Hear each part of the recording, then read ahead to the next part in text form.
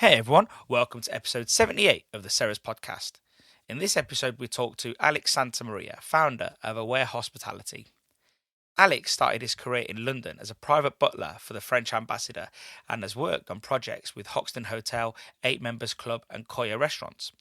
From 2017, he became global brand director at the Hakkasan Group, and in 2019, he founded Aware Hospitality, specialising in food and beverage concept creation and international project management. Their latest projects include Cha in London, which launched in Notting Hill in September, and Bazaru in Riyadh in Saudi Arabia. It was really good to talk to Alex, who is a really knowledgeable and highly driven business person. It's just great to tap into someone who's working with businesses all over the world. This episode is landing right at the end of November.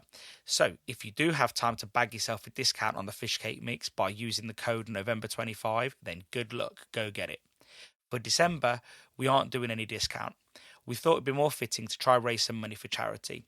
So when you visit our online store, worldofceres.com, you will see we have a product icon for donations to HeartLink charity based in Leicester. We chose this great charity because of the great work they do, investing in medical equipment for the Glenfield Hospital and how they help the families that use this hospital. My family has benefited greatly from their support. So if you do donate on our online store, then Ceres will match your donations. On top of that, we have recently just launched the Ceres potato preparation. We haven't invented anything new here, but it's a no-nonsense, does what it says on the tin type of product, but it's a tub.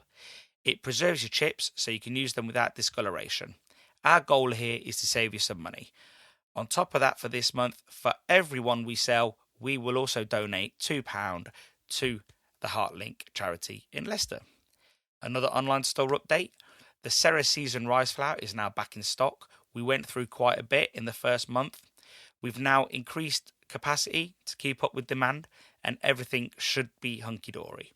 Our Ceres deep fryer, pan cleaner and restorer is also back in stock after running out, and all back orders have now started shipping. On to the episode with Alex Santamaria. I really hope you enjoy.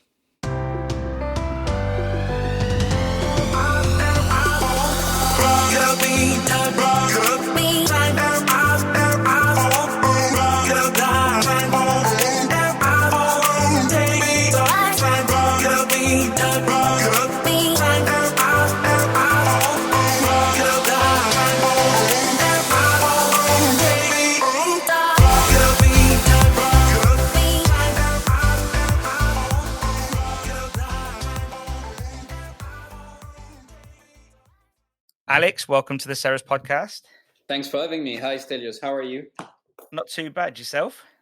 Not too bad. We're difficult times, but we keep positive. Focus on the positives and the bright future. So tell us about some of those positives that you're focusing on at the moment. Well, at the moment, so the positive is on the long term that we are now talking to various investors. And we managed to persuade them that it is now the best time to invest in any food and beverage project. And the reason for that is that a restaurant project takes 12 months to 18 months, even sometimes 2 years to come to completion. So our argument is that let's start now. So in 18 months, when the restaurant opens, it opens in a very attractive market with less competition and an industry to rebuild. We also are in a position to get excellent deals with landlords and rent-free periods and so on, because there's not many people now taking on new leases or taking existing restaurants.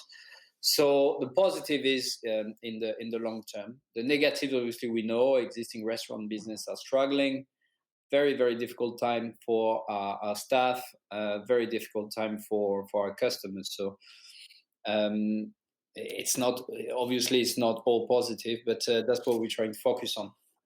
So the ones that you've got in the UK at the moment, are they closed now or are they still sort of open a little bit? No, well, actually, no, they're closed because we've got lockdown, sorry. So yeah, they're entirely closed, and we chose not to do any delivery business and to furlough all the staff and wait and see for how long the lockdown will go on for.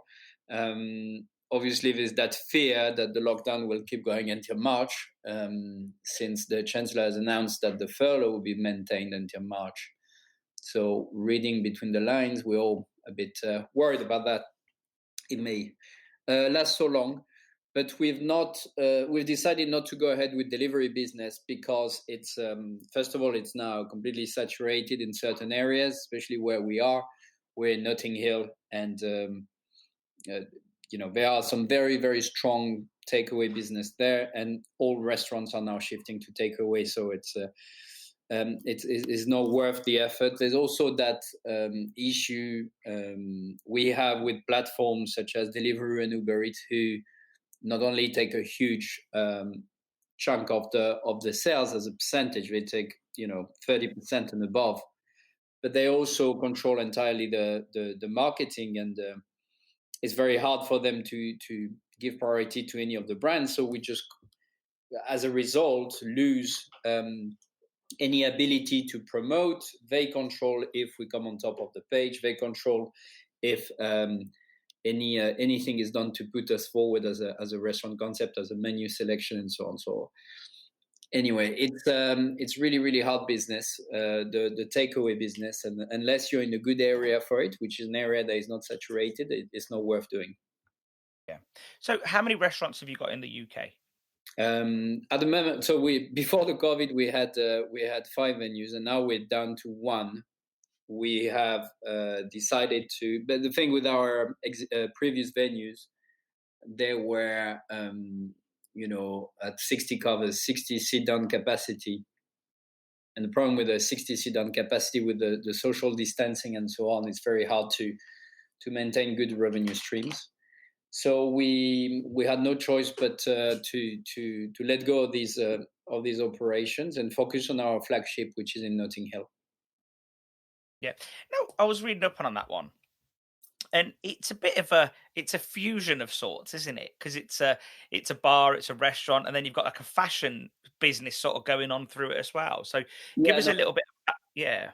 It's a fantastic project. It's it's the way retail is going now. Retail is all these big brands are developing food and beverage outlets within their retail shop to extend the time the customers are in the venue, and to enhance the experience and build a stronger bond between the customer and the brand. So it's in their interest to have the customer coming in, having coffee, being immersed in the brand experience for longer. So it's very much the way the retail is going, integration with F&B. So the opportunity came when the brand Sister Jane and its founder Enrico Ziglio came to visit Chacha in Maida and fell in love with the brand, and he offered us to join him on taking a townhouse in Notting Hill, and it's the Sister Jane townhouse. So on the first floor and the top floor are the retail for the 3 brands, so Sister Jane, Gospel, and Dream, which are fashion retail brands. And then the ground floor and the basement are the food and beverage area. So it's a cafe and a bar, restaurant, and a secret garden in the basement. It's really, really cool. And we are basically doing a co-branding exercise. So our brand is Chacha, their brand is Sister Jane. So we've done the Chacha Sister Jane restaurant. There were some obvious synergies from the beginning. The brands work together. The brand colors, palette, style were pretty close to each other, so that made the co-branding exercise easier. And it's been a great dynamic and great integration. It's never easy to integrate 2 brands with 2 strong brands, but I think we managed pretty well, and we've got something pretty unique there. It's interesting, isn't it? And customers seem to be liking it. Yeah, no, the feedback has been amazing. We were due to open in March. Obviously, lockdown came, so we postponed the opening to until September, when we were able to reopen. And September, October were very strong months. Then the curfew came into play, and then now the lockdown. So, but in that 2 months we operated almost fully. We got all the positive indicator we were hoping and more.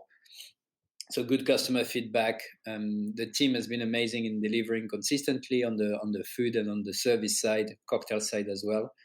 So we're blessed. We've got a beautiful venue, an amazing local clientele, great food. We're just in the starting blocks, waiting for the COVID to be over. Yes, I think everyone is, aren't they? Everything seems to be going on a slow until the COVID is over. Yeah. And, so with Aware Hospitality, you've also got essentially it's a consultancy business as well. So what does that sort of cover?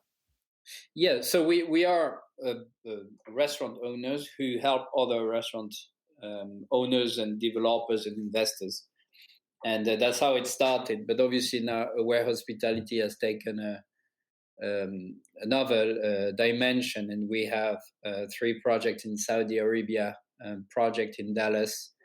We're talking to hotel developers all across Europe and in Miami. There is a real gap in the market for people who are willing to create restaurant concepts uh, for for the local market. So our aim is financial success when we create a concept. So it doesn't start from me waking up in the morning and say I want a Michelin star or I want the best Italian restaurant. It's really down to what will make sense in certain places, certain time. So we do other research, but also the fun bit is the creative bit, but we also take a lot of pride and excitement in delivering. And that's where a lot of agencies stop. They don't go as far as saying, look, we are going to recruit the staff, open the restaurant. We will be there at the opening. We will be coaching your team, and we will be taking orders at the tables. We'll be making cocktails with you, because there's no point in us sending you a beautiful, PowerPoint deck and all the recipes if we're not going to be there on the day to make it work. So, and that's what we do. So that's what makes us, I would say, attractive, is that we're not afraid to get hands on. And obviously, you mentioned you got 3 sites in Saudi Arabia. I'm intrigued to know the difference between, setting up a restaurant in, let's say, Saudi Arabia and London. Like, in your mind, what do you have to do differently? What do you have to take into consideration?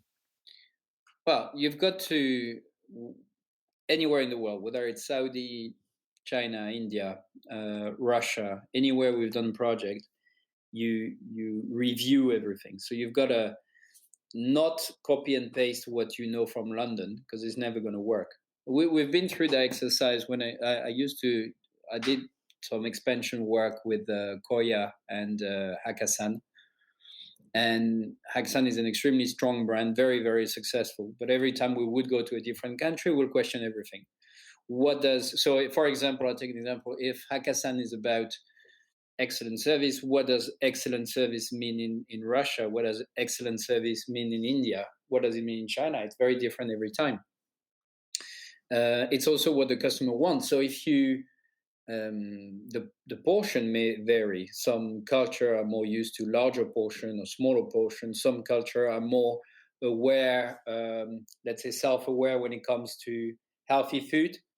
And in some other culture, Chinese food, luxury Chinese food, is associated to deep fried shellfish, and you can obviously kind of educate people or offer a difference.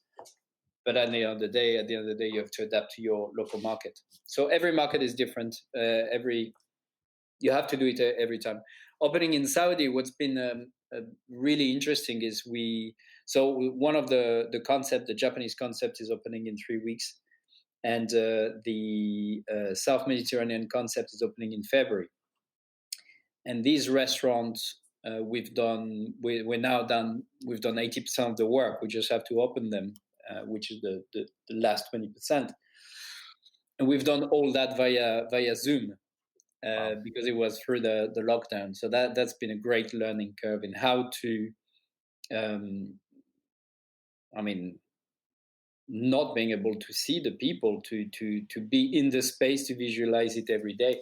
I've seen both spaces about a year ago, but since I've not been able to go there and see. And you know what? It's the way it's going to be. It's the future. It's everything is going to be remote. On the positive side, and when everything goes back to normal, I know I can just work from any beach in the world or any beautiful mountain, and I don't need to be, you know, so limiting myself in terms of where I am geographically. I suppose, with two openings happening and you've done most of the work by Zoom, um, do you accept, or does the owner accept, or the person, the partner that's over there, do they accept that they might not get off to a swift start, and that they have to take things a little bit slower, maybe, or is it No, just no, going no, to be? no, no. No, no. They will get to a swift start, the same start. We just have to make sure we will be there for the opening. The difference is, for example, instead of developing the food in Saudi Arabia, I developed the food here in England. We hired a restaurant that was closed, and we cooked in the restaurant. We did all the photo shoot and so on. So let's say we worked remotely. They had their team there, my team here, and we developed everything together. But the difference is we were not physically meeting. But the Yeah, result, we wouldn't compromise on the result. When we open, it'd be because we're ready. yeah. I guess there was plenty of restaurants that you could rent out at that time. Yes, quite a few. So the process has not changed. It's just we were not physically in the same room. Yeah. So and that's the thing. You could have been in a restaurant next door, but because you got internet, you're Yeah. just not. Yeah, that makes complete sense. And what are you seeing in terms of global trends and differences between the UK, Saudi Arabia, Houston, like you mentioned? You've got to be fully aware of all this. So, are there any global trends that you need to take into consideration? Sustainability is a big one, and you hear that word a lot, but unfortunately, it's not applied. I mean, I've been. I know that sustainability is often like number two on board agendas. So you walk into a boardroom, they're going to talk about revenue, and then second thing they talk about is sustainability. So it's taken very seriously by large companies at the very top. And then when it comes to middle management, no one has a clue. It's actually not taught. It's nobody gets trained on that. And although it's the most important trend to consider in my mind, so I And think sorry, in your mind, what would you do to be more sustainable then? What would you do? Like, what's your focus when it comes to being more sustainable? well, it is about obviously your recycling, your packaging. Be aware of the carbon footprint. So, you know, flying tuna from Japan is in my mind ridiculous. If you can avoid it, there's ways of getting amazing ingredient much closer. And if you can't get amazing tuna, then don't put it on the menu. Put something else.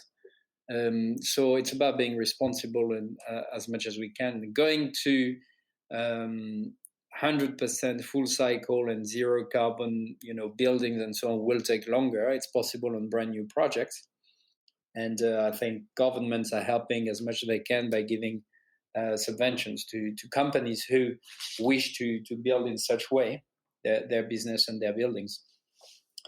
So sustainability is one, and then as far as investing, I'm looking into two models at the moment. One is the dark kitchens and delivery business because that's the gold rush and the market gap now. So we need to work on that as much as possible and as quickly as possible. And in parallel, anything to do with party dining and experience dining. And what I mean by that is, I think either I'll stay at home and have amazing food on delivery, or I'm going out. And if I go out, it's not just for the food; it's for the atmosphere, the people, the music, and who I'm going to meet there. And I think that's gonna be my personally, when I'll invest in a restaurant, that'll be in one of these two. So I think I think there's already a strong pattern of people buying better food at home for the parties and so on. And obviously, with lockdown, after lockdown, and then Christmas around the corner, I think we could see a lot more of that maybe.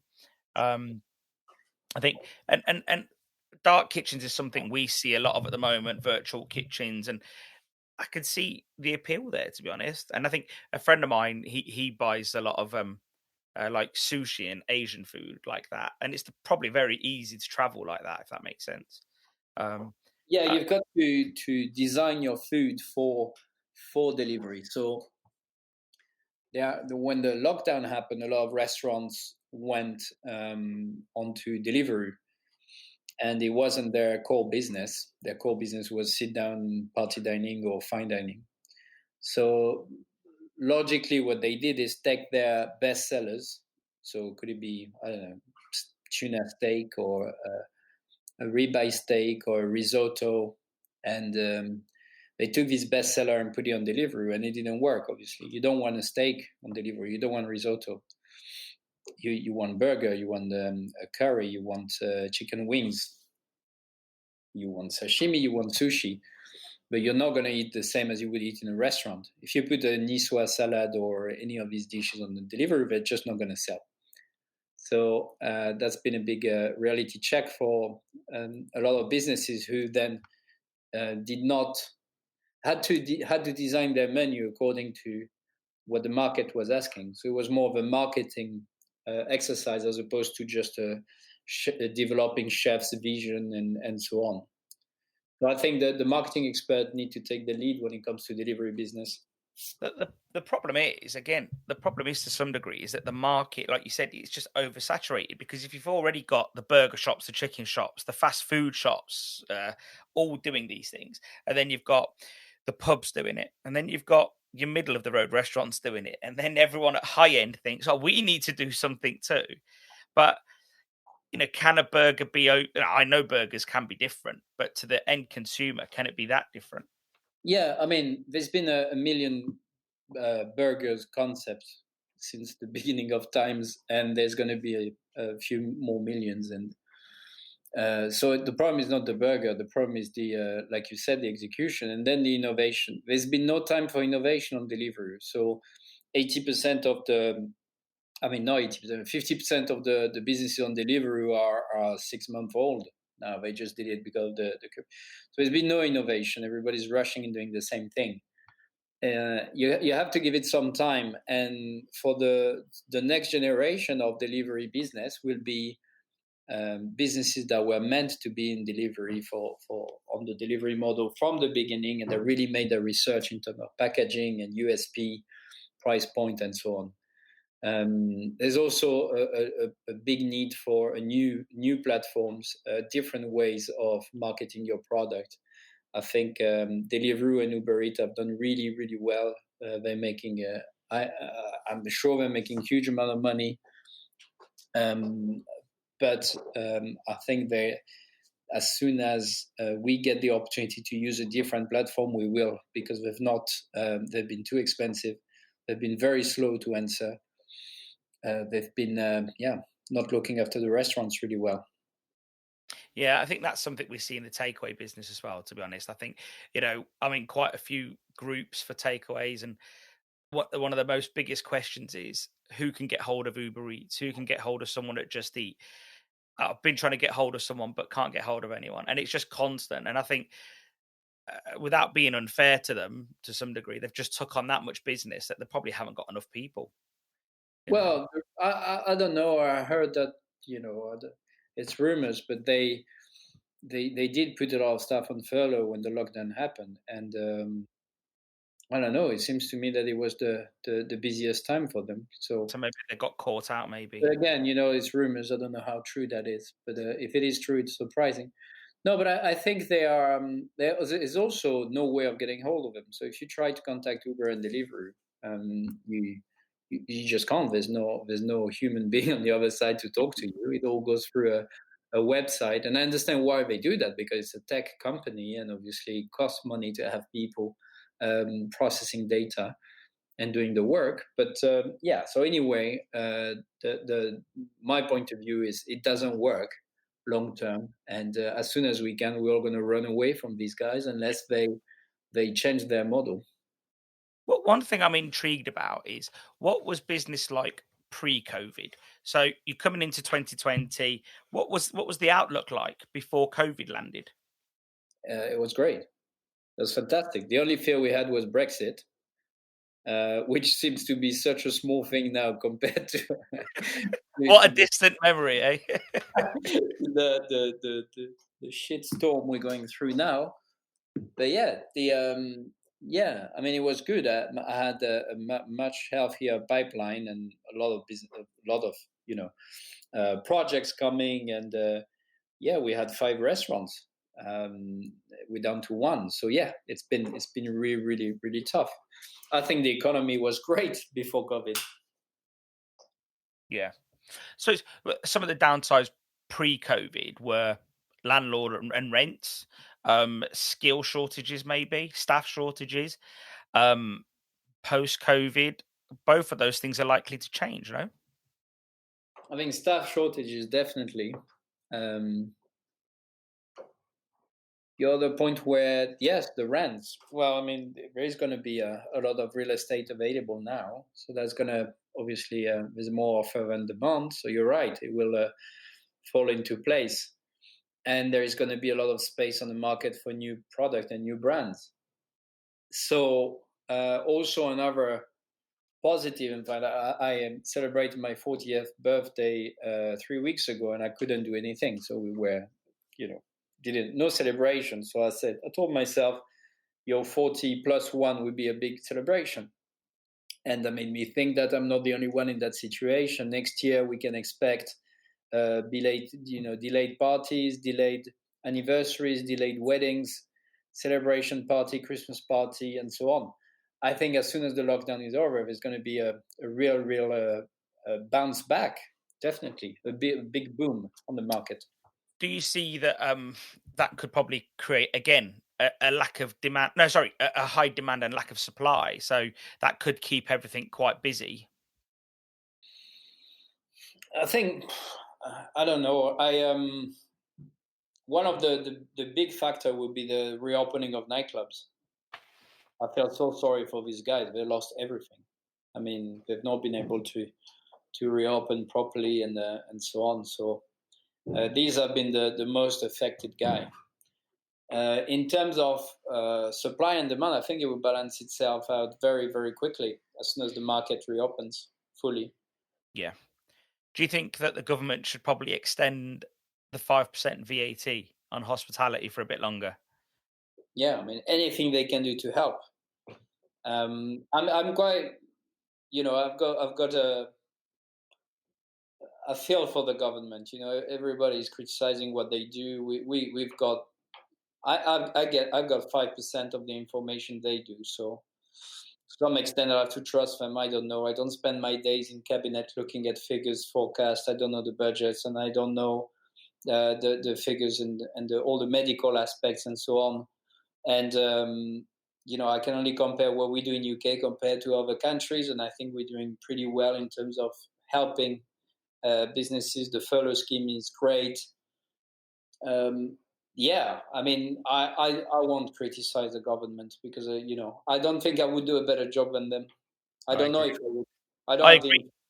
I don't mean you, I mean me. I agree too. I don't think anyone could do a better job than the government. I think, like you say, they've got all the information, and they do seem to be helping business. And I think that's really important because if you can help business, that helps people, keeps them in work, and so on.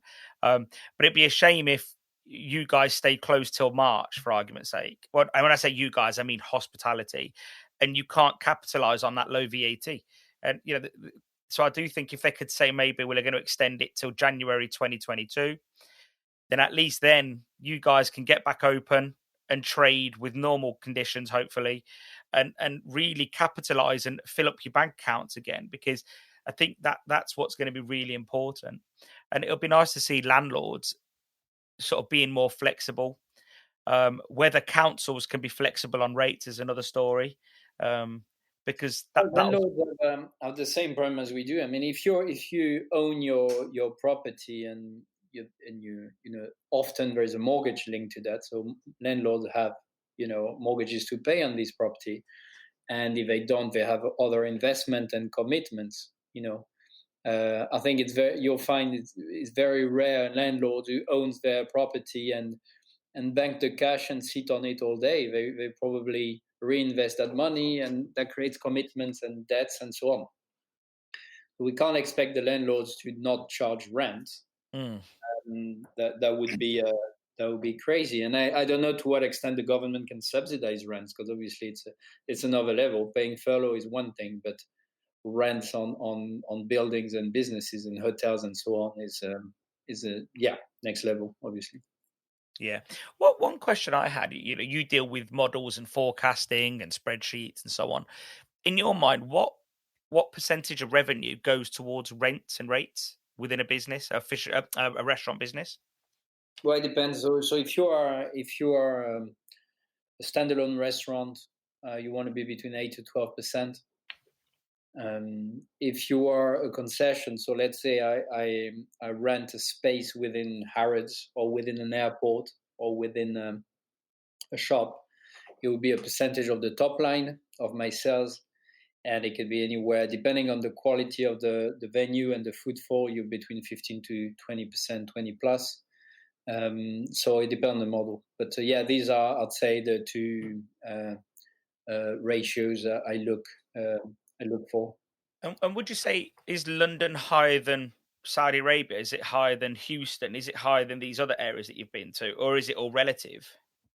It's all relative. It all balances itself quite automatically and quite nicely. So the ratios remain the same across. Well, of course, they don't remain the same everywhere, but what remains the same is the profitability, the bottom line, more or less. Obviously, some country, if you have to fly the ingredients, if you have to have a lot of expat staff, that would cost you more. So the staff cost may be more expensive, or the cost of goods may be more expensive. So if you like, your cost may vary, but the bottom line is often within the same range. Yeah. And you mentioned that you obviously closed a few restaurants, and I guess those investors wouldn't have been overly happy. How hard do you think it will be getting them back on board for, like you say, the optimism that you have for the next 18 to 24 months? Do you think, because obviously they know with investing that it's not always going to be a success. So how do they feel about the next 18 to 24 months? What's happening now is the people who are investing are highly diversified. So let's say they lost money on some businesses, but because part of their business is day trading or supplying PPE or online retail, and they are diversified, they've done really well during COVID, some of them. So you're talking to diversified investors, and you're also talking to large investors who have the means to bankroll a business during COVID and so on. But what they do is they invest, and obviously their money is very expensive to you, and they take controlling majority in your business and so on. And to some extent, this is accelerating that principle of, in the end, one large company will own everything. And that's very much, the COVID is accelerating that. So the one who are doing really well now is large funds who, made it a strategy to purchase distressed assets and so on. That's interesting, isn't it? So obviously, like everything, there's winners and losers, and so they'll be thinking about how to use that money moving forward in better times. I didn't get your question, sorry. So no, it was more of a statement, really. So more so, so more so, there's winners and losers in every market, and those that have made money now will be looking to invest it for better times. Yeah, absolutely, and they know. I mean, I'm my consultancy business, as I explained earlier, everything we do is 18 months to 2 years. And so whatever I had going on started before COVID, carried on.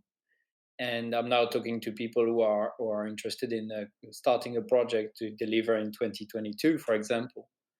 And that's the beauty of this consultancy business, is we kept the momentum because of the length of the projects. Yeah, and there is going to be. I'm not worried about the long term. I'm just worried about the next few months.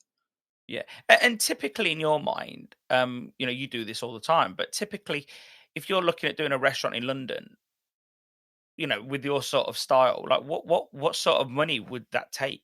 Because it's not like years ago that anyone could just open a restaurant. Or it's always been my dream to open a restaurant. I'm going to open one there. It's going to cost me 50 to 100,000. That's not been the reality for a really long time. What are we talking these days? Well, I think it's all linked to inflation and so what you're describing, it is still possible to open a restaurant. What was £50,000 10 years ago is now £150,000, but you can still open restaurant with that much money. So the bracket has not changed, if you like. It's 100K. You can open a corner restaurant, a hole in the wall, and focus on, for example, one killer dish, and you become famous for that, and you do really well. You're probably going to need to work there every day, and your family help you there too, and that still exists. And then you've got the new generation of super restaurants like Sexy Fish and Annabelle's and Hakkasan, Novikov, that cost, and Parc Chinois, the most famous, the most expensive restaurant, I think, outside Annabelle, the members club. And yeah, so they cost in the tens of millions of pounds to open. I don't know if they ever make their money back. I don't know. Maybe it's not always the strategy to. I mean, maybe there's other strategies behind it. And these are the mega restaurant that drove the real estate price massively in Mayfair. So when these three operators with that sort of budget started bidding on property and leases in Mayfair, it had the impact of driving all the prices up for the property, and a lot of operator who had their lease coming to an end could not renew their lease. They had to leave the Mayfair area, basically. That makes sense, because obviously if the landlord sees that they can get 20% more, they're going to aim for that, aren't they? Absolutely. Yeah. Yeah. And so, a restaurant that, if someone spent £10 million on a restaurant, realistically, what does their turnover need to be to allow them to make a margin for their investors, for everybody involved?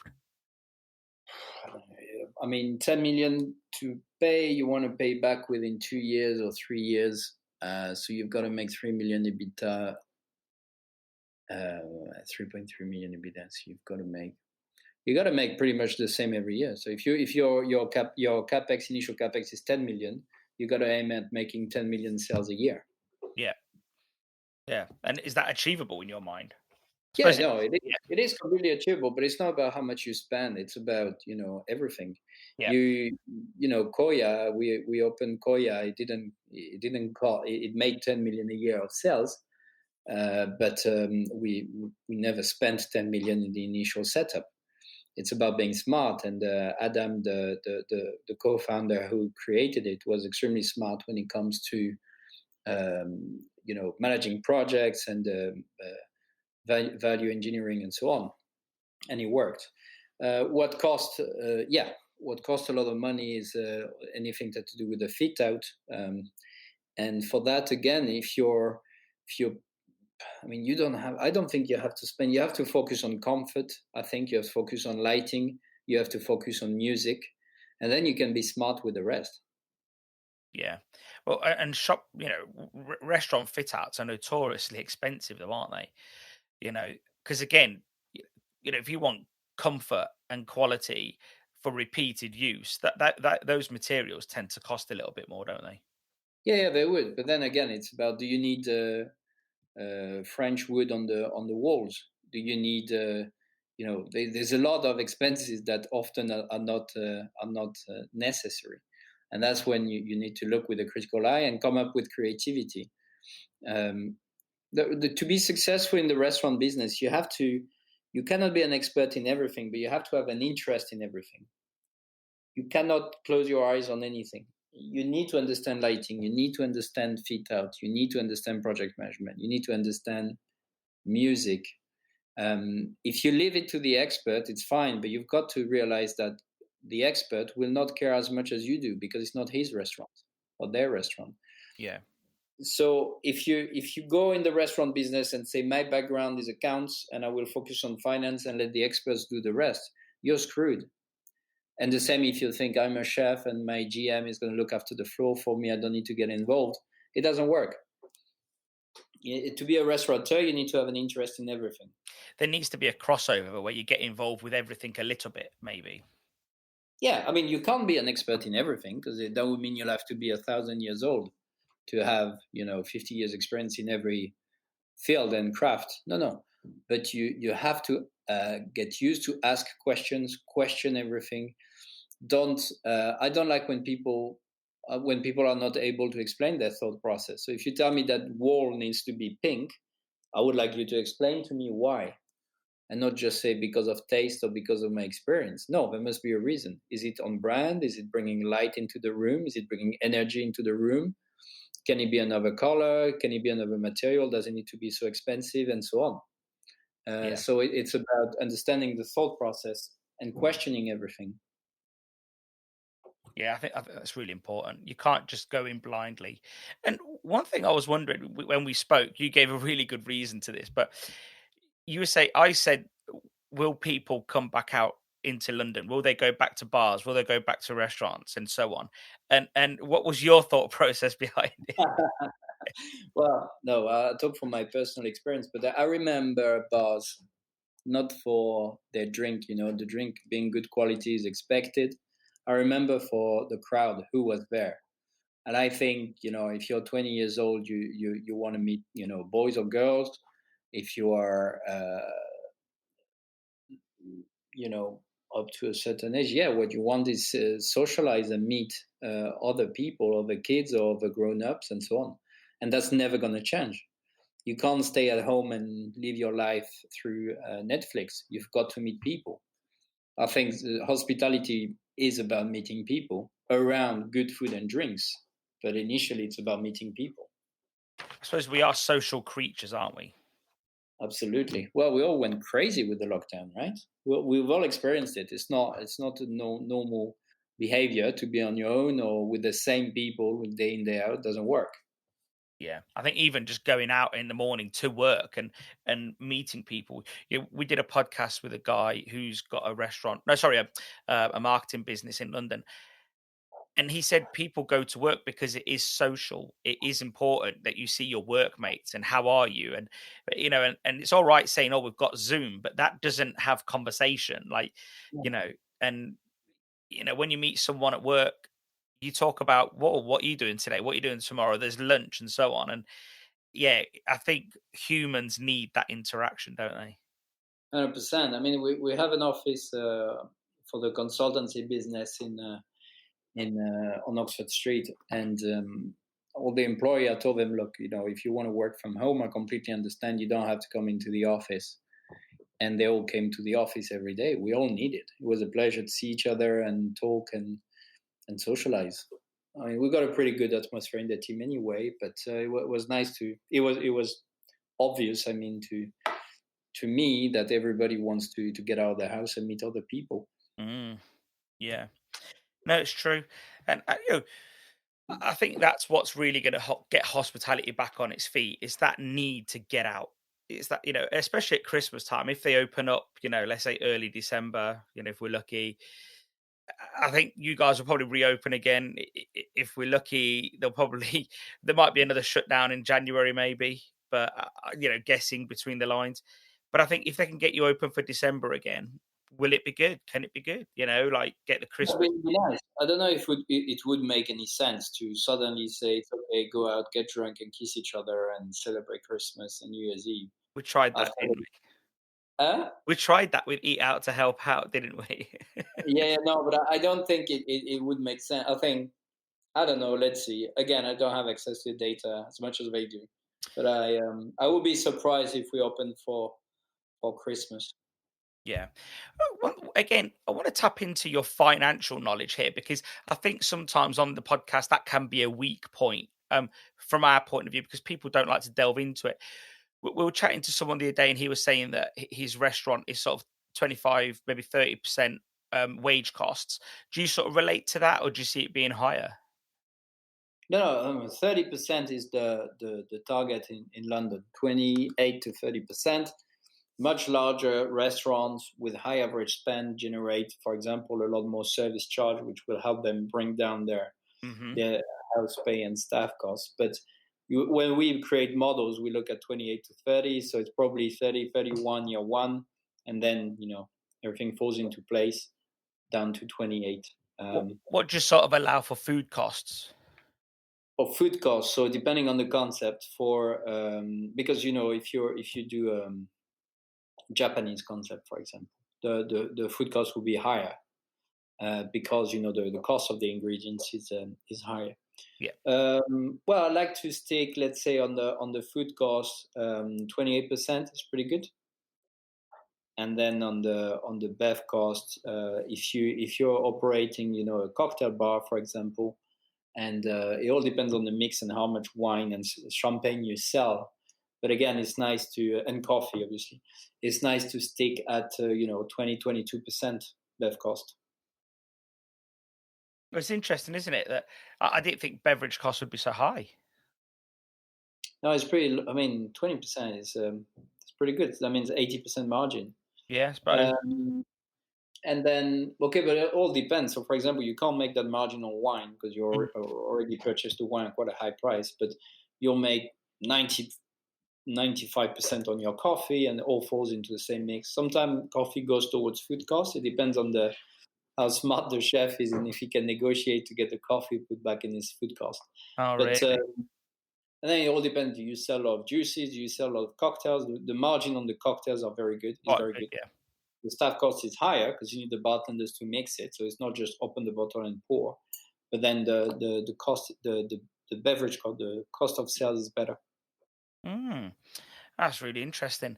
Again, so much to consider there, so much. And I guess that's why people reach out to a consultant at a consultancy company like your own, because they can, they can get up to speed a lot faster, can't they? And hopefully with a bit. It's all about, so the way we present our services is often we're not smarter than the client. We just we take it off their hands.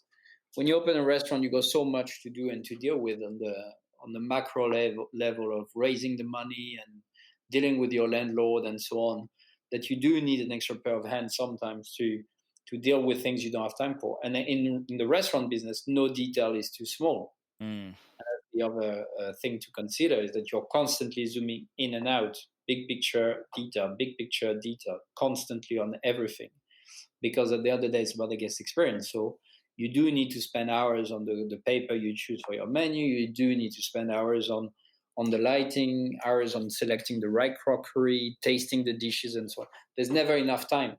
So if you can afford if you can't afford to have full-time expert, you can hire a consultant like us or like people in my team to be able to spend the time for a 6-month project, for example.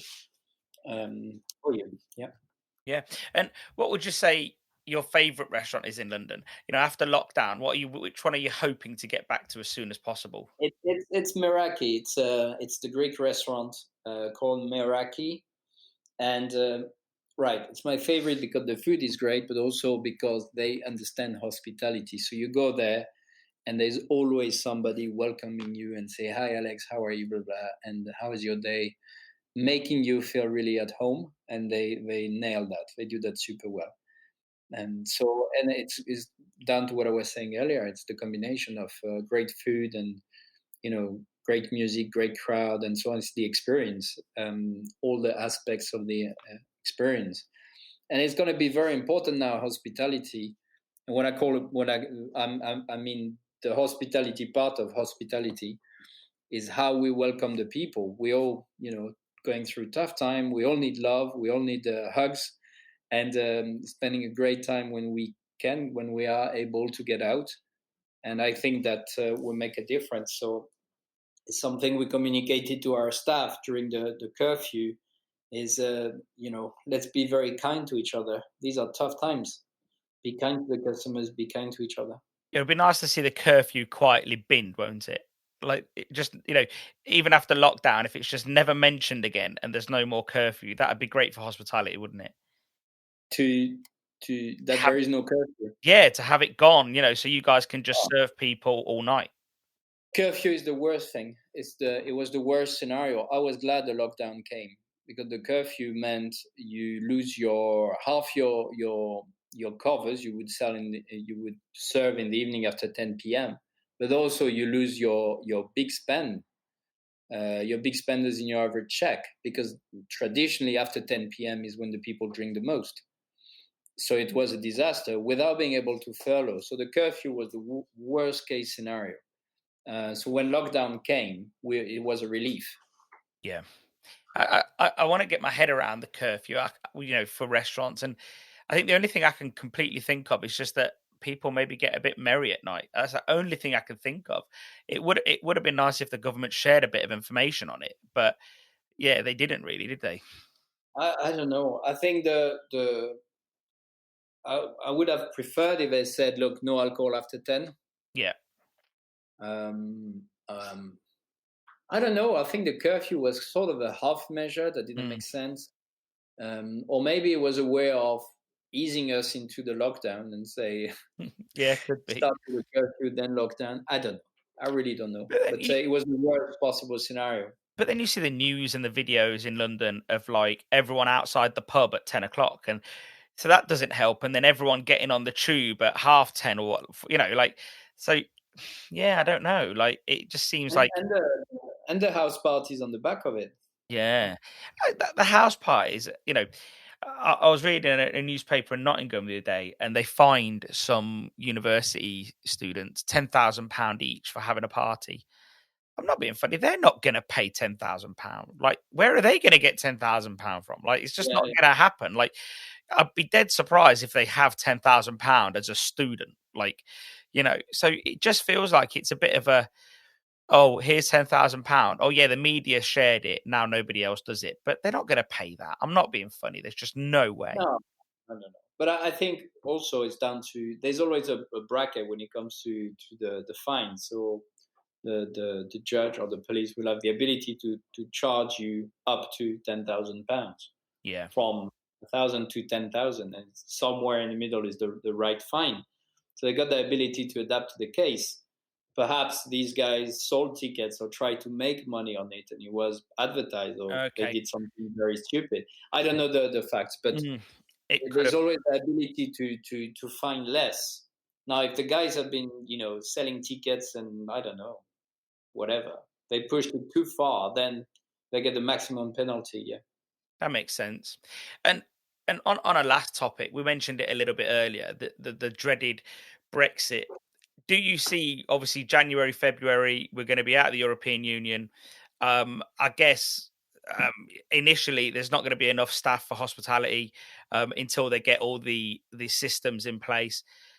Obviously, that means higher wages if you want to attract people. No, look, whoever was I mean, hospitality will be recovering faster than other uh, sectors, and there's going to be a lot of people left without a job that were not initially in hospitality that will come to hospitality. So that's probably what's going to happen. I'm not too concerned about staff shortage. Not anymore. I Not was very anymore. concerned prior to Brexit, but not anymore. So that's sort of been dealt with COVID as such. I've seen a few crises, and I have to say that I'm French, and my parents live in Spain, so I'm aware of what's going on in Europe. And every time there's a crisis, England seems to be coming back uh, better and quicker than any other country.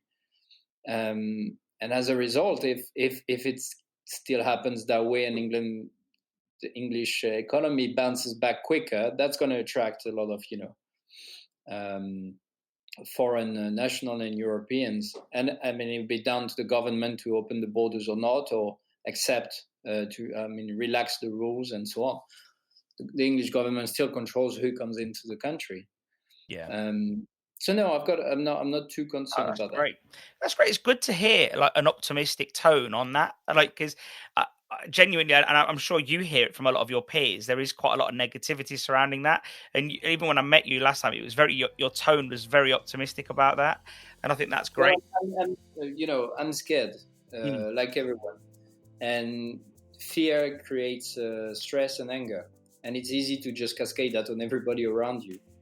But you got to be smarter than that, and keep being analytical about things and learn from what we saw before. We saw 2008 as a crisis, and we all got really scared and started being very negative, and it all came back to normal. It was tough, it was difficult, we lost a lot of money, but in the end it worked out. Yeah. Well, on that note, Alex, I think we can call it a day. You've got a nice bottle of wine waiting for you at home, and exactly. And I hope. No, thank you for this, and I hope you have a great weekend. Thank you. See you soon. Bye-bye.